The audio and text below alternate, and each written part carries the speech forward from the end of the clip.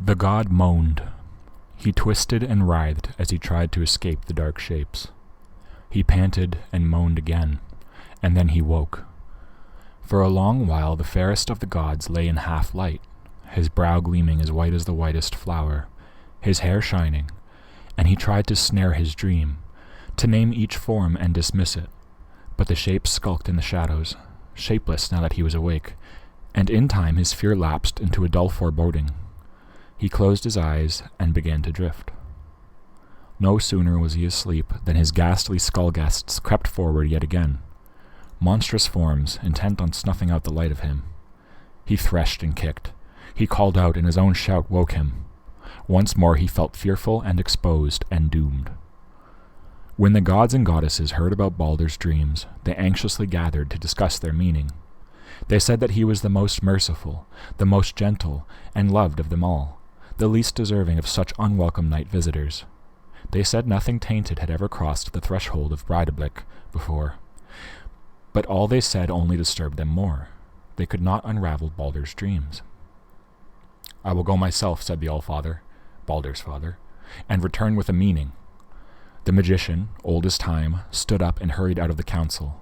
He saddled Sleipnir, galloped over the quivering rainbow, and took the long, long track that led north from Midgard down into the gloom and swirling mists of Niflheim. Hel's hound heard Odin coming.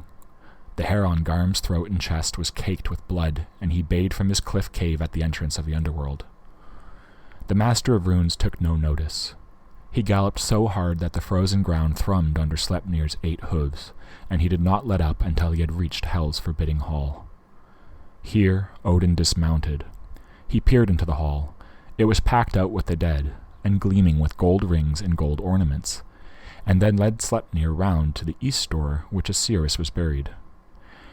Odin stood beside her mound and fixed his one glittering eye upon it. Then he began to use charms, and, in the gloom, the pale spectre of the Osiris rose out of the earth and loomed over him. "Who," she moaned, "who is the stranger who forces me up and unearths me to sorrows? Snow has settled on me, rain has lashed me, dew has seeped through me. Long have I been dead." "My name is Vegtam the Wanderer," Odin said, "and I am Voltum's son. Give me news of Hel. I have traveled already through the other worlds. Why are gold rings strewn along the benches in Hel's hall, and why is the whole place decorated with gold? Who are you expecting?"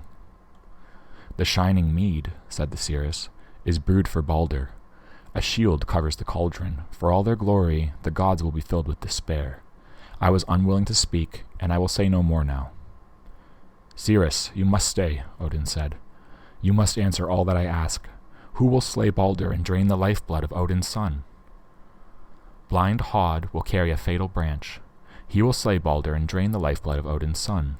I was unwilling to speak, and I will say no more now." "Osiris, you must stay," Odin said. "You must answer all that I ask. Who will take vengeance on Hod? Who will carry Baldur's slayer to the pyre?" "Rind will lie with Odin," said the Osiris, "and their son will be Vali, born in Vestralir, the western hall. He will take vengeance when he is only 1 night old. He will not wash his hands nor comb his hair before he has carried Baldur's slayer to the pyre. I was unwilling to speak, and I will say no more now." "Osiris, you must stay," Odin said. "You must answer all that I ask. Who are the maidens who will keen, then, and toss their scarves up against the sky?" "You are not Vegtam," said the Osiris, "as I believed you to be. You are Odin, the magician, old as time." "And you are no Osiris," Odin said, "nor are you wise. You are the mother of 3 monsters." "Ride home, Odin, and boast about your skills," said the Osiris. Her voice was rising and gloating. "No one will raise me again until Loki breaks free from his fetters and all the forces of darkness gather before Ragnarok." The spectre, pale and gleaming, began to ooze and to sink back into her grave.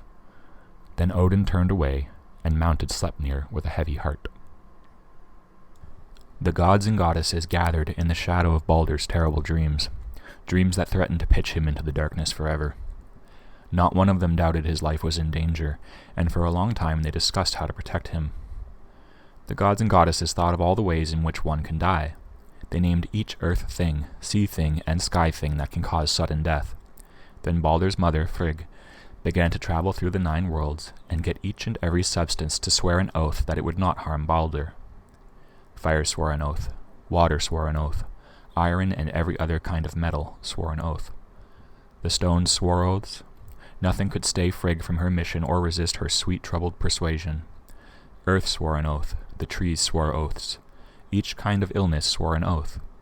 Balder's mother was untiring and painstaking. All the animals swore an oath, and so did every sidling snake. Then the gods and goddesses met again, and Frigg satisfied them that she had done as they asked, and that nothing in creation would harm Balder. "We should put it to the test," they said, and one picked up a pebble and lobbed it so that it landed right on Balder's head. Whatever power that small stone had, it withheld it. Balder did not even know that the pebble had struck him. "I could not feel it at all," he said. Then all the gods and goddesses laughed. They left Gladsheim and streamed out into the sunlight. The hall's gold roof and gold walls were glowing, and the green plain of Idavall teemed with activity. The gods' servants coming and going, troops of light elves hurrying about their business, visitors to Asgard staring in wonder about them, and animals of many kinds grazing or dozing, all of them glad to be alive. The foremost gods met in Gladsheim, and the goddesses in Vingolf. They ruled over Asgard. They discussed the feats and the fates of heroic men in Midgard, and after their councils they often met together and were joined by a jostling throng, gossiping, sociable, eager for amusement. Sometimes they drank, sometimes they sang. They made trials of their strength and played games of all kinds. It was not long before the gods thought they should check Balder's safety again. They could not resist the sport. One tossed a pebble at him, and it struck him on the cheekbone. Another aimed a stick at him, and it hit him on the chest. "I could not feel them at all," said Balder. Then the gods laughed and tried other tests.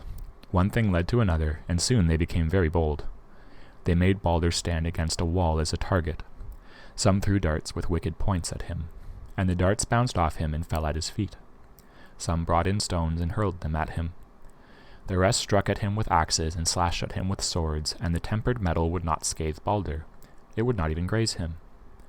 The fairest and most gentle of the gods became the butt of the most violent assaults, and they did not harm him.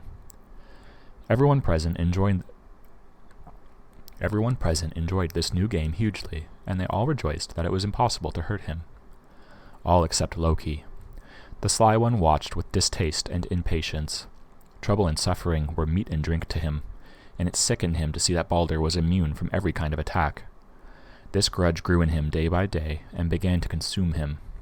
He refused to take part in the games, and yet he was unable to keep away. One afternoon Loki was loafing as usual against the door of Gladsheim, watching the assembly, when an idea occurred to him. He half closed his eyes, he licked his twisted lips and smiled. Unnoticed, he stepped out of the hubbub and quickly walked off in the direction of Fensalir. Loki paused. He had a careful look around. There was nobody about. Then he whispered the charm. The shape-changer turned himself into an old woman. As Loki hoped, Frigg was in her hall and alone. Loki hobbled across the floor. She sniffed, wiped her dripping nose with the back of her hand, and rubbed it against her grubby dark dress. "Where am I?" she demanded. Frigg rose, greeted the old woman, and named herself. "It's a long way from home," observed the old woman, "and I'm not sure it's been worth coming." Frigg listened patiently. "I passed a place some way back. What a noise! I couldn't get anyone to listen, and the people there were all stoning one man. Poor man! He had a white face, so white, shining hair. One against all, yes? I didn't know that sort of thing went on in Asgard." Frigg smiled faintly and thought it wise to wait until the old woman had her say. "I didn't stay long. I never did like stonings. Who would have thought it? So far to have come, and then it's much the same. He hadn't got long, poor man. He'll be dead by now, yes?" As the old woman rambled on, it seemed she had quite forgotten she was in company. But now she fixed her head fiercely and glared at Frigg. What was going on then? Do you know why they were stoning him? Frigg told the old woman that what she had seen was not a stoning, but a host of gods and goddesses sporting with her own son. She explained that Balder had not been hurt by a single stone, and was just as ready to take part as anyone else. "What kind of magic is that, then?" asked the old woman. She had the makings of a mustache, and it was twitching in a rather disturbing way. "Nothing will hurt Balder," replied Frigg. "No metal will harm Nothing will hurt Balder, replied Frigg. No metal will harm him. No wood will wound him. I've taken an oath from everything. Everything, said the old woman? Even a pinch of salt, I suppose. Frigg began to feel irritated with this wearisome crone. She shrugged as if she were trying to get rid of her. Everything, the old woman sniffed. You really mean that everything has sworn you an oath that it will not injure Balder? Everything, said Frigg dismissively, except that little bush that grows west of Valhalla, the mistletoe. That's so young I didn't bother with it. The old woman grunted. Well, you've given me the time of day, she said. You've given me the time of day, yes, now I'll be getting along. Frigg inclined her head. The old woman turned and painfully made her way to the doors of Fensalir, and Frigg was not in the least sorry to see her go. As soon as he was quite certain he was alone, the shape-changer muttered the magic words. Then, crowing, he resumed his old form, Loki again. Jauntily the trickster walked across the plain of Idavol, deserted now except for the animals that stood in motionless groups, as if they were waiting or had never moved. The air was thickening, the distance and middle distance were blurred in blush. It was almost night. Loki hurried past Gladsheim. He hurried towards Valhalla and smiled to himself as he heard the Einherjar shouting. He hurried on west in the fading light, whistling and looking sharply to the left and right under his feet. Then he entered a small grove, and there, rooted neither in earth nor water, but growing out of the trunk of an oak, the sly one found what he had come for, the spray of mistletoe. Its berries gleamed like clusters of pale eyes. Its leaves were green and yellow-green. Its stem and small branches and twigs were green. Unmoving and otherworldly it seemed in broad daylight, and even more strange now in half-light. Loki grabbed at the little bush and wrenched at it until it came away from the oak. Then he left the grove and took the path to Gladsheim, picking at the spray as he hurried along. He chose the straightest branch, almost as long as his forearm, and stripped it down, leaving a small trail of droppings behind him. Loki sharpened one end of it. He stropped it against his belt and stepped into the warm light of the hall. The gathering in Gladsheim was so caught up in the game they were playing that no one was aware Loki had gone and no one noticed he'd come back again. The sly one looked around. He smiled when he saw that Frigga joined the company. His lips tightened and his eyes narrowed as he watched blind Hod, Balder's brother, standing a little aside as usual, pathetic in his slow fumbling movements. And when Loki saw that many of the gods were once again hurling darts at long-suffering Balder, he doubled up. For a moment his whole face was convulsed, as if in laughter or terrible pain. A servant hurried up and offered Loki wine. Loki drained the cup in one draught, and then sauntered across the spacious hall, behind the semicircle of the gods and their followers. He sidled up to Hod and poked him in the ribs. That can only be Loki, said Hod. None other, said a voice in his ear. Why aren't you joining in and throwing darts at your brother, said Loki. Because I can't see where he is, said Hod. Loki sucked his cheeks. And another thing, said Hod, I have no weapon. This is not as it should be, said Loki, with measured indignation. They do wrong to ignore you, and you his brother. Hod's expression did not alter. He had long since learned to accept his fate. Nothing comes, he said, of rankling resentment. Hod's words were drowned in a roar of laughter. What was that? He asked. Only more of the same, said Loki. A dart well aimed. But now it's your turn, Hod. You should pay your respects to Balder like everyone else. I have no weapon, Hod repeated. Take this twig, then, said Loki, and he put the sharpened mistletoe between Hod's hands.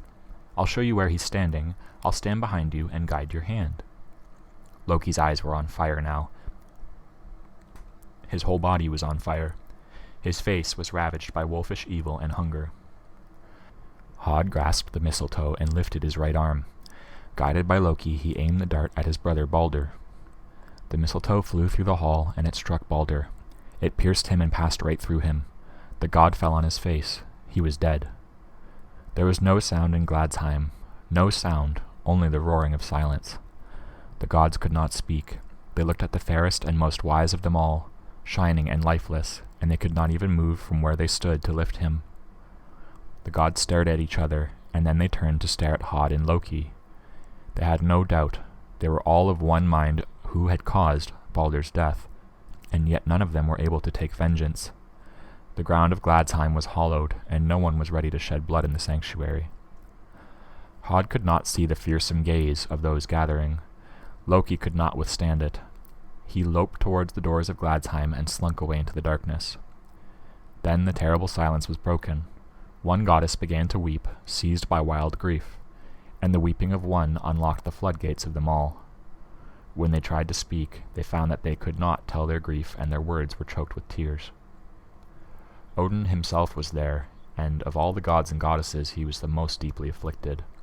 He best understood that this was the greatest evil ever sustained by gods or men, and foresaw what loss and sorrow would follow in the wake of his son's death. Frigg was the first to speak. "Does anyone," she asked, "does anyone here want to win all my love and favor?" The mourning company turned to face her. "Is there anyone here who will ride the long road to hell and try to find Baldur?" Then the goddesses buried their faces in their hands and sobbed again. "Is there anyone here," said Frigg, her voice rising, "who will offer Hel a ransom?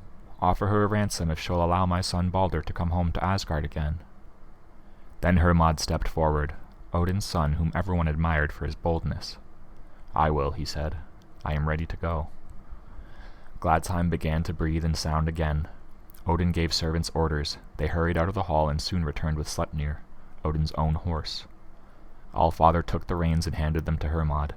Then, in Gladsheim, Hermod mounted Sleipnir. He looked down at the upturned faces of the gods and goddesses and at the fair fallen body of Baldur. He raised his hand and spurred the steed. Sleipnir's hooves clattered against the marble floor. Hermod galloped out into the darkness and on towards the endless night. The gods and goddesses did not sleep. They kept a silent vigil in Gladsheim, ranged around Baldur's body, so white that it was gleaming. Each of them was prey to his own thoughts and hopes and fears. What chance Hermod had of bringing Baldur back from the dead? How to avenge Baldur's death on his own unhappy brother Hod?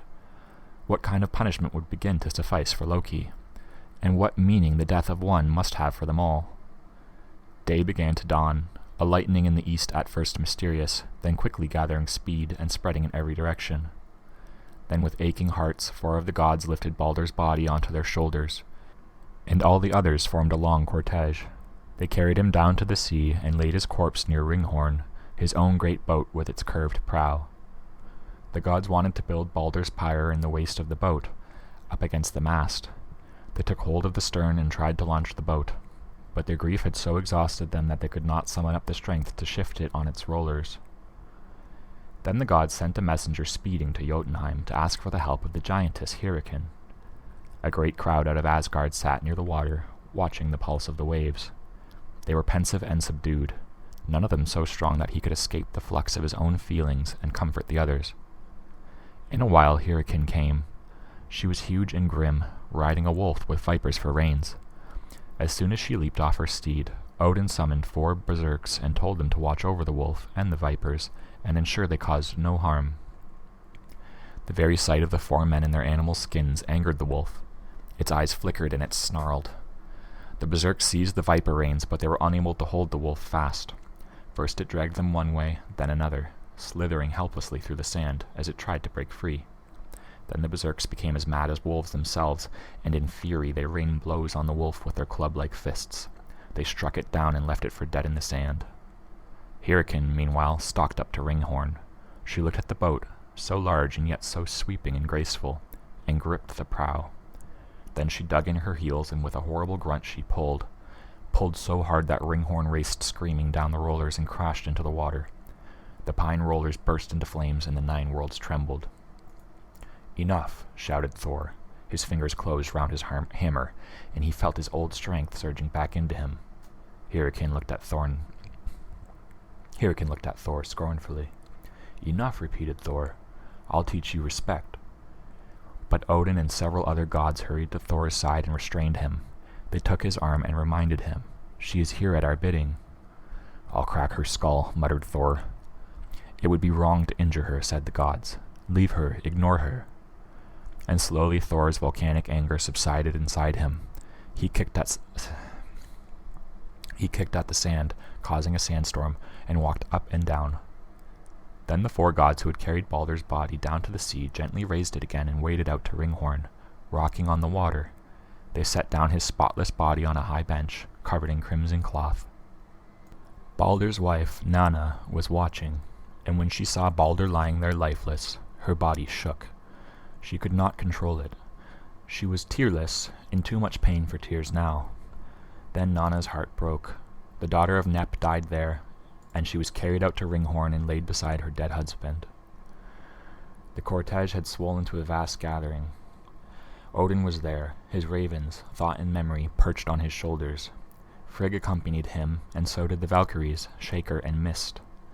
Axe Time and Raging, Warrior and Might, Shrieking, Hostfetter and Screaming, Spear-bearer, Shield-bearer, Wrecker of Plans. All those beautiful maidens, choosers of the slain, stood grouped around the father of the battle. Freyr had come to the cremation in his chariot, drawn by Gielenbursti, the gold-bristled boar fashioned for him by the dwarfs Brok and Eitri.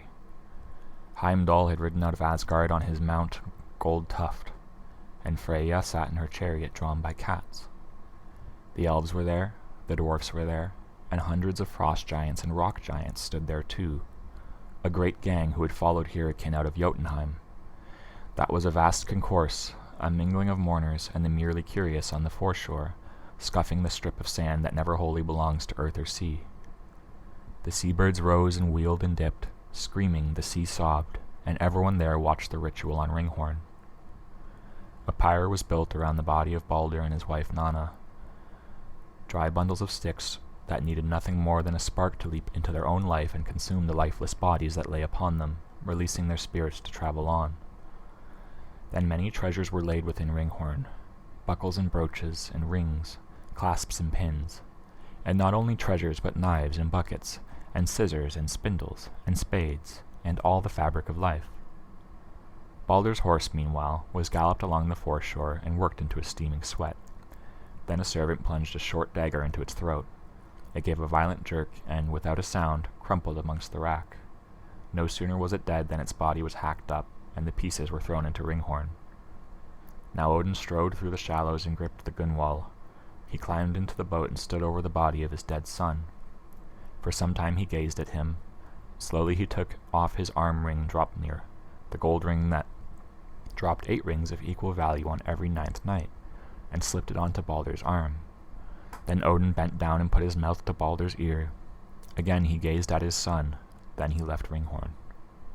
At a sign from Odin, a servant stepped forward with a lighted brand.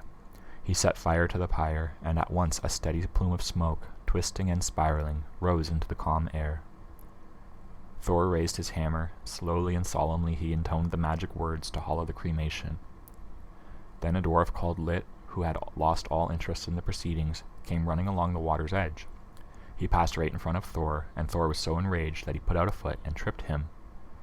Before Lit had time to pick himself up, Thor gave him a terrible kick. The dwarf flew through the air and landed right on the licking and curdling pyre. In this way he was burned to death beside Baldur. The painter was released, and with it the pent emotions of the mourners.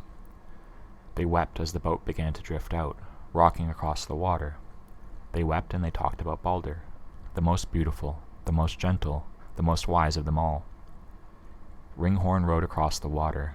Sea winds caught at her and tugged her away. First she was more boat than flame, but soon more flame than boat.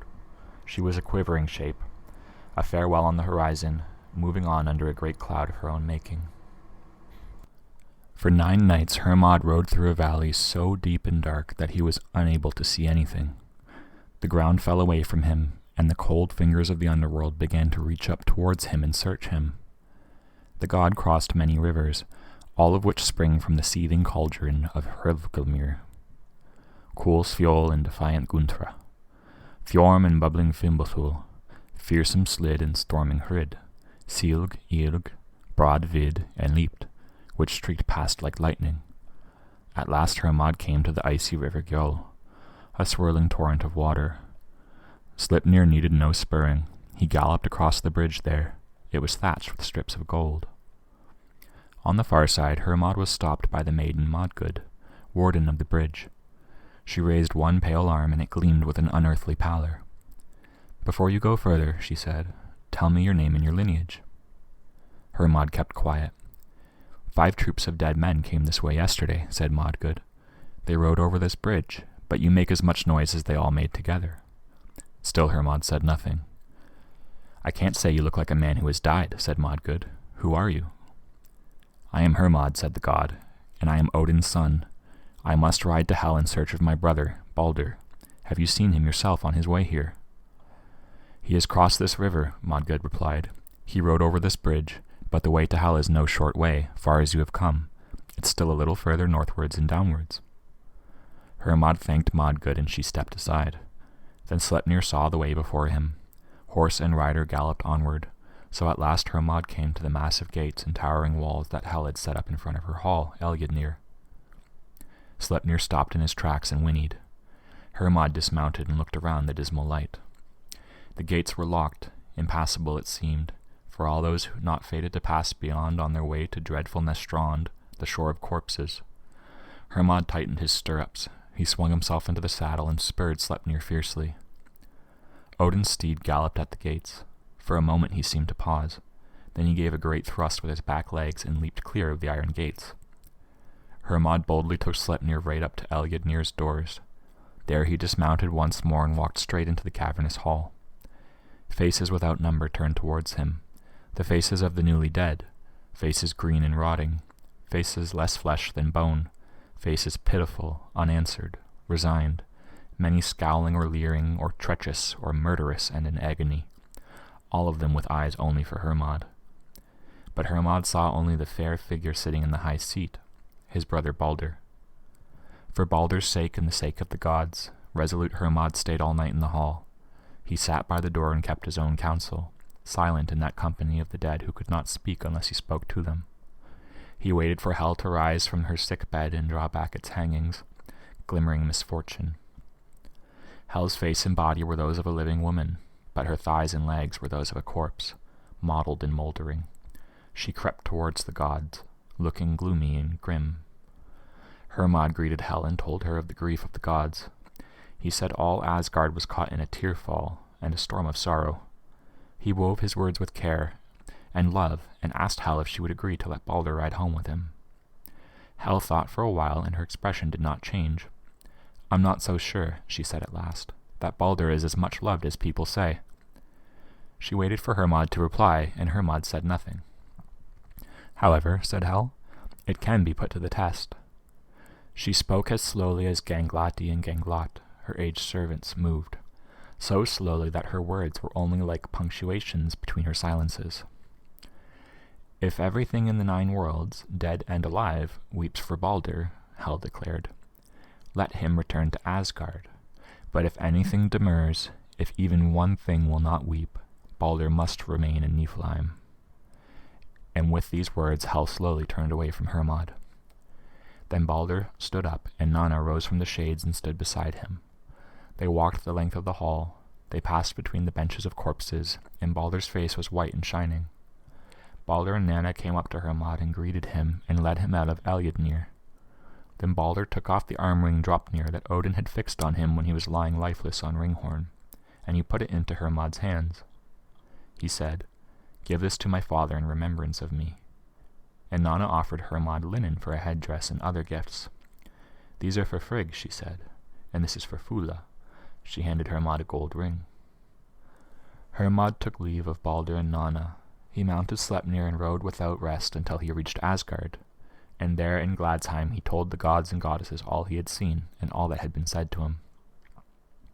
The Aesir sent out messengers to every corner of the 9 worlds, and all that they asked was that the dead Balder should be wept out of Hel. As each substance had sworn an oath before that it would not harm Balder, each substance now wept. Fire wept, iron and every other metal wept, the stones wept, earth wept, the trees wept, every kind of illness wept, all the animals wept, all the birds wept, every kind of poisonous plant wept, and so did every sidling snake, just as these things weep when they are covered with rime and begin to thaw again. The gods' messengers were making their way back to Asgard, and they all felt they had overlooked nothing. Then they came across a giantess sitting in a cave. "What is your name?" asked one. "Thok," said the giantess. Then the messengers explained their mission and asked Thok to weep as all things had wept. Weep and weep Balder out of Hel. The giantess glowered at the messengers, and then she answered sourly, Thok will weep dry tears over Baldur's funeral. I never cared for the old man's son. Alive or dead, I have no use for him. Let hell hold what she has. Despite the messenger's prayers and entreaties, Thok refused to say another word. She would not recant, she would not weep. Then the messengers left her. They mournfully crossed Bifrost, and what they had to say was clear from the manner of their coming. The gods and goddesses ached. They felt old and confused and unable and weary, and not one of them doubted that Thok, the giantess in the cave, was also Loki.